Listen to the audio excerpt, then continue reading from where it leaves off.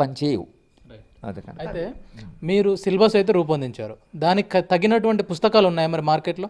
అంటే దానికి తగ్గట్టుగా ఏం చేశారంటే తెలుగు అకాడమీ వాళ్ళు పుస్తకాలు తయారు చేయించారు. ఇది అడపా సత్యనారాయణ ఎవరైతే ఈ సిలబస్ కమిటీలో ఉన్నాడో ఆయనే తెలంగాణ చరిత్ర విషయంలో దాని విషయంలో ఆయన చేత రాయించారు. తెలంగాణ ఆర్థిక శాస్త్రవేత్తల చేత రాయించారు.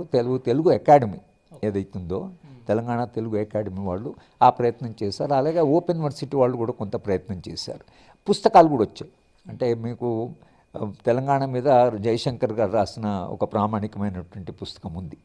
తెలంగాణకు జరిగినటువంటి తెలంగాణ అండ్ లెసన్స్ అని ఆయన పుస్తకం రాశాడు.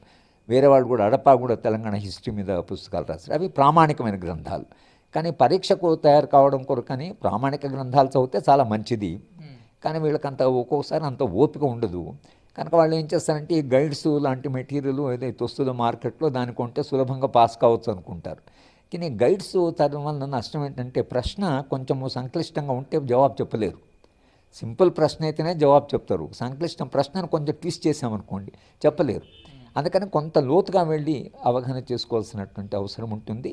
అలాగే కొంత ఈ గైడ్లు రాసేవాళ్ళకు సరిగ్గా సమాచారం ఉండి లేక కొంత రాస్తుంటారు. కానీ తెలుగు అకాడమీ ఏదైతుందో ఆ అకాడమీకి నిష్ణాతులను పిలిచి ఎక్స్పర్ట్స్ని పిలిచి వాళ్ళు రాయిస్తారు. అలాగే ఓపెన్ యూనివర్సిటీలో కూడా సబ్జెక్టు ఎక్స్పర్ట్స్ని పిలిచి వాళ్ళు రాయిస్తారు. కాబట్టి open university Ambedkar open university material కానీ లేదా తెలుగు అకాడమీ మెటీరియల్ కానీ ప్రామాణికంగా ఉంటుంది. ఎక్కువగా గైడ్స్ మీద ఆధారపడకుండా వాళ్ళు ఈ యొక్క గ్రంథాలను చదివితే చాలా ఉపయోగంగా ఉంటుంది.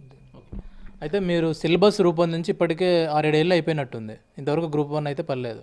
ఇప్పుడు ఏమన్నా మళ్ళీ సిలబస్లో మార్పు చేయడానికి అవకాశం ఉంటుందా? అంటే ఒక 10-20%